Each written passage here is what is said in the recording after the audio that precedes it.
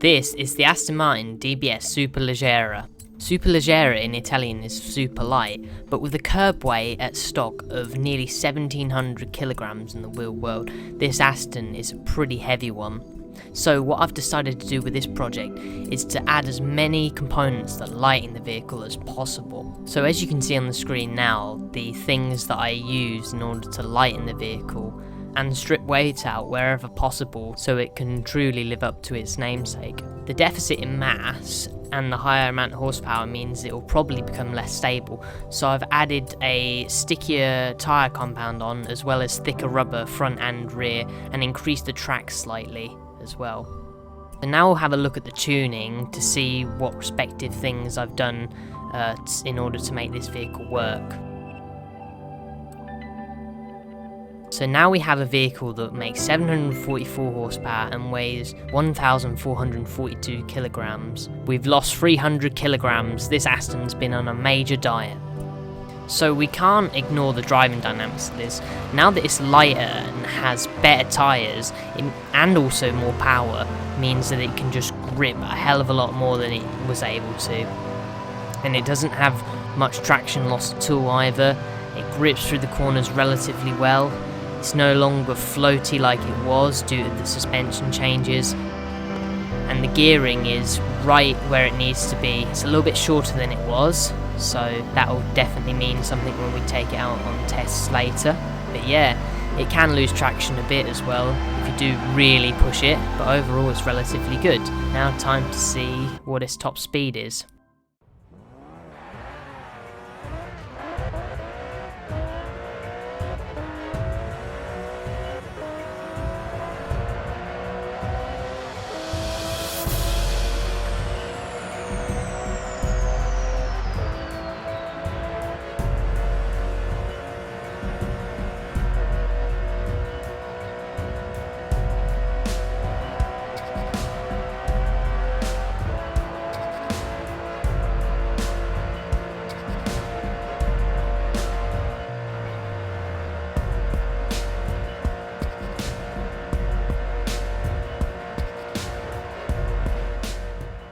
Now let's see what it can do in the quarter mile.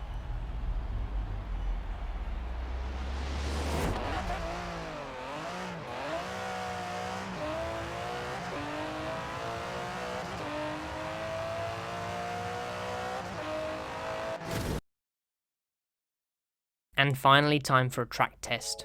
I've decided to lengthen the gears for the track test, as I did a test off camera and the gearing wasn't optimised for the track, as you'd keep having to change up through turns unnecessarily. So here we go, sprightly off the line. So we're reaching about 100 miles an hour from the start. This is good, so it's keeping a good pace, just getting a feel out for the car. Not very wallowy at all, maintaining really good speed. It's got a hell of a lot of stability. The chassis is really good on this car. I can't fault it at all, and the wide sticky rubber is just helping loads. Deceleration's quite impressive as well. Even though it is stripped out, it's still quite a large GT car, so it's going to be naturally heavier than a sports car.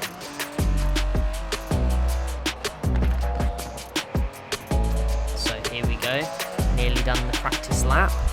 Let's see what we can get. So just over 50 seconds. That's going to reflect into a good time on the competitive lap. So here we go. So down to the first corner now. Going over there at 70 miles an hour. It's very good. Oh, definitely an improvement over the practice. See, it had 3 laps to get used to it, which definitely shows that in this lap.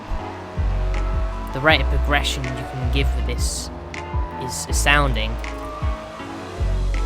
Very easy car to drive in this game.